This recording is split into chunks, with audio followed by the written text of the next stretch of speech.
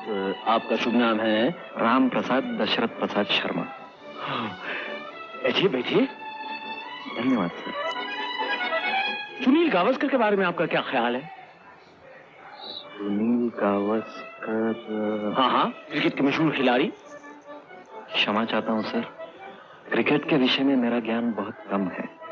ठीक है कोई बात नहीं, कोई बात नहीं। तो आप ब्लैक पर्ल के बारे में कुछ बताइए। मुझे तो ये पता नहीं था कि मोती काला भी होता है। मैं तो यही समझता था कि मोती केवल श्वेत वर्णीय होता है। मैं पेले की बात कर रहा हूँ। ओह, वो तो बहुत महान आदमी है सर, बहुत ही महान।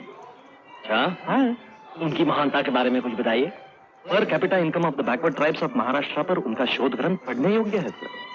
किसकी बात कर रहे हैं आप?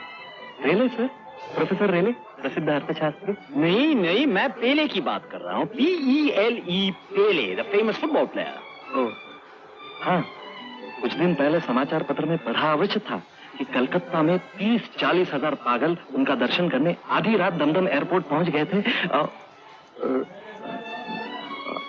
उनके विषय में बस इतना ही ज्ञान है सर। कि ये जो इंडिया पाकिस्तान हॉकी टेस्ट होने वाला है, इसके बारे में क्या ख्याल है आपका?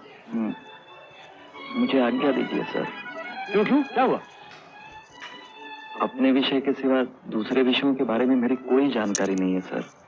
मेरे पिताजी ने शिक्षा दी थी कि जवानी काम के लिए होती है, शौक पूरा करने के लिए तो सारी जिंदगी पड़ी है। लेकिन आज पता चला कि खेलकूद इत्यादि इत्यादि के बारे में भी ज्ञान आवश्यक है। पिताजी की शिक्षा मिथ्या थी। बिल्कुल नहीं, बिल्कुल नहीं। तुम्हारे पिताजी ने जो सिखाया ठीक सिखाया। बैठो। और क्या क्या सिखाया उन्होंने? वो कहा करते थे कि कभी अपने आदर्श, जाने दीजिए सर, आप शायद उन्हें पागल समझेंगे। नहीं, कहो। वो कहा करते थे कि मनुष्य को अपने आदर्श और मूंछों का उचित आदर करना चाहिए।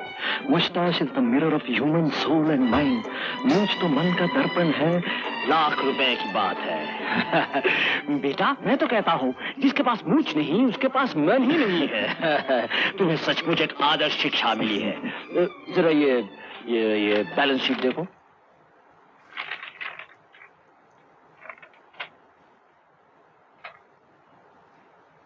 ये 19